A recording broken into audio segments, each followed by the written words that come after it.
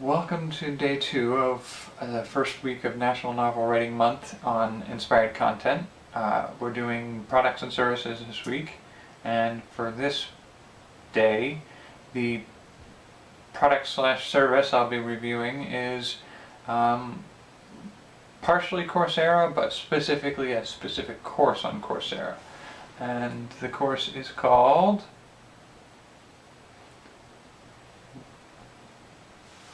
Writing for Young Readers, Opening the Treasure Chest. So I'll be taking a look at that. I'll do a few screen caps of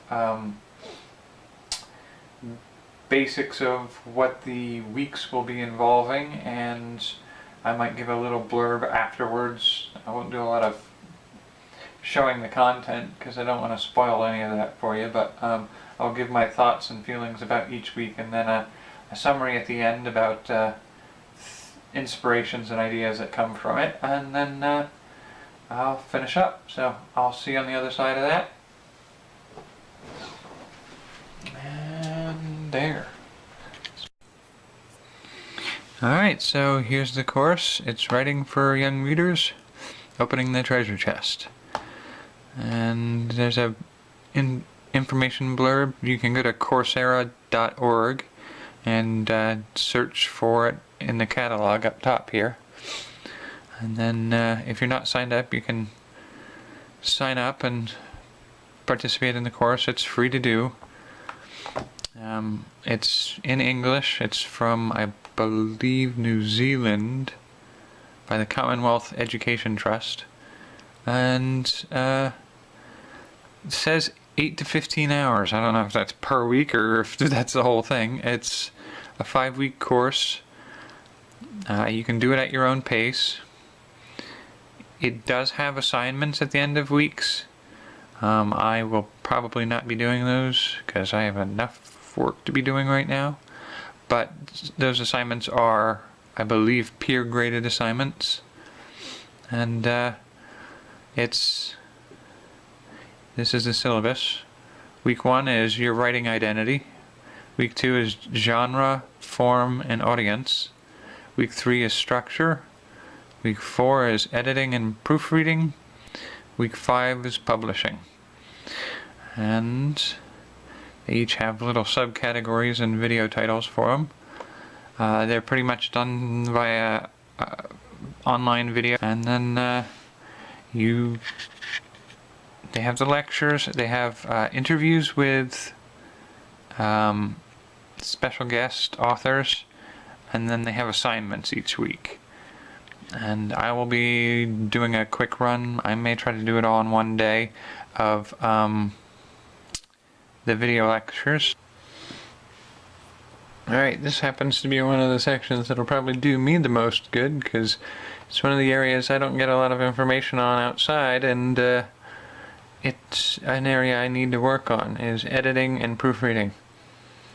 And it gives a lot of really good tips on structural editing, copy editing, proofreading, and it helps you really kind of grasp what those processes involve, and common errors and questions to ask yourself to catch yourself doing things that you may not realize you do on a regular basis.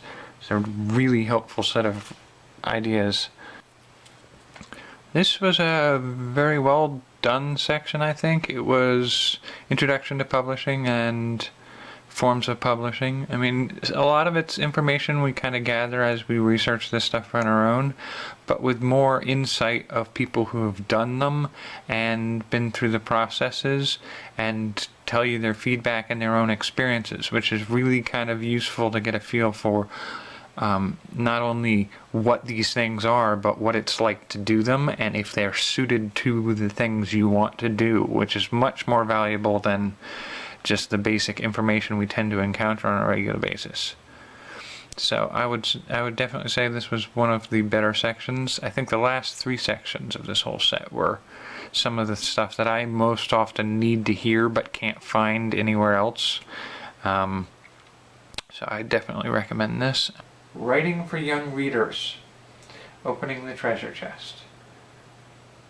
I would say this is definitely a class worth looking into.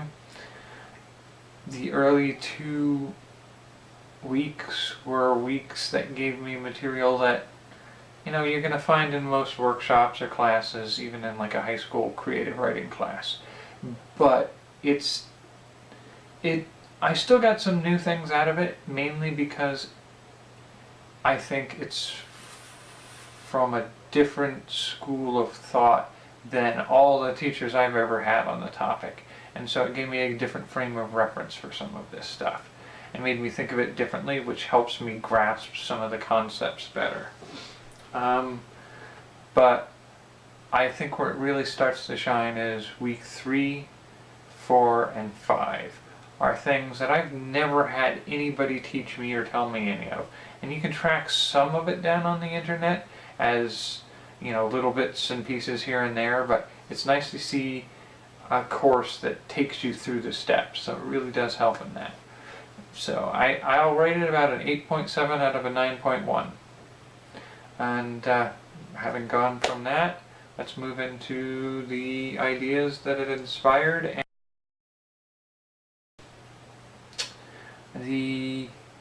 One of the things they talk about is genre, form, and audience. And genre is, is it science fiction, is it fantasy, is it romance? Form tends to be things like, is it poetry, is it a stage play, is it a short story, a long story? What's the format you're doing there? And then audience is it targeted towards 9-year-olds? Is it targeted towards teenagers? Is it targeted towards adults? Is it targeted towards females or males mostly, or what have you? I mean, not to say that they can't, intermix, but they talk about a lot of these things.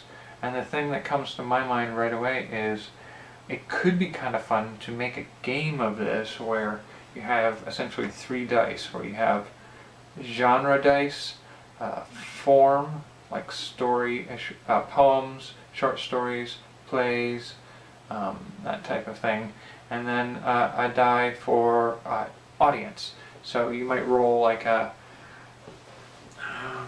6-year-old girl, poems, science fiction. And so you could roll another different set, and it would be retired reference haiku, something to that effect. And so it would be kind of fun to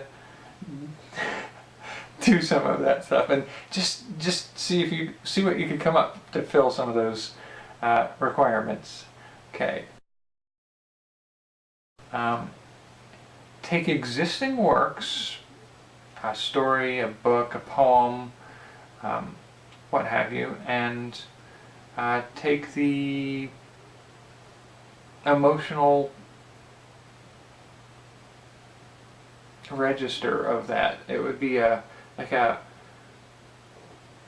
start with one feeling, some of them start with one feeling and move down as they get sadder and sadder, and then they pick up at the end. Every story has like an emotional ride that you go on, and it's sometimes a single character has an emotional ride they go throughout the story. I kind of like the idea of maybe taking books and just picking out those threads and taking that pattern and then putting it down and writing a whole new story to make the story follow that thread, and possibly take 2 or 3 threads from the same or even different stories, where you take 3 different characters with emotional courses and you overlap them and you make an emotional course for the whole story with multiple layers, and then write that story to follow that arc and make it fit that. That would be an interesting writing exercise, I think. I kind of want to make a template book of modular time period, regional, and social group ways of speaking, and chart their progress. I mean, if you look throughout time, you'll see, the language of one group is the influence that brings another group, and another group in the future goes to there, and so on and so forth. And I kind of like to be able to have this reference for if you want to write a story that's, mid 15th century, to be able to say this is the way they talked and interacted with each other, and these are the phrases they used to mean something that we use something completely different now. So you have a reference for that kind of thing, and you can see where that would lead to, or where some of our ideas came from about how to talk and how to say things, but also maybe as sort of like a predictive measure, where if you're going to write science fiction or future works, that you might be able to look at the group that you're writing for, that you're writing as characters, would have gotten a lot of their influence from group A and B, and so they'll borrow some of the manners of speaking from both those groups. Is a game sort of like Pictionary, only you're given a description of a noun, a person, a place, or a thing, and you're not allowed to make a reference directly to that thing. But people have to guess who you are, or what location you're in, or what the object is by the experience of it. So you have to kind of tell a story to illustrate who the character is. If they're walking through the woods and the bat gets caught in their hair and is flapping around their shoulder, then you know that they have hair that's not close cropped. So you have to kind of tell that part of it to illustrate the length of the hair, and just trying to find a way to tell, or to show, without having to directly tell people what the thing is, where they are, who they are, what they look like, that kind of stuff, illustrated through sensory example.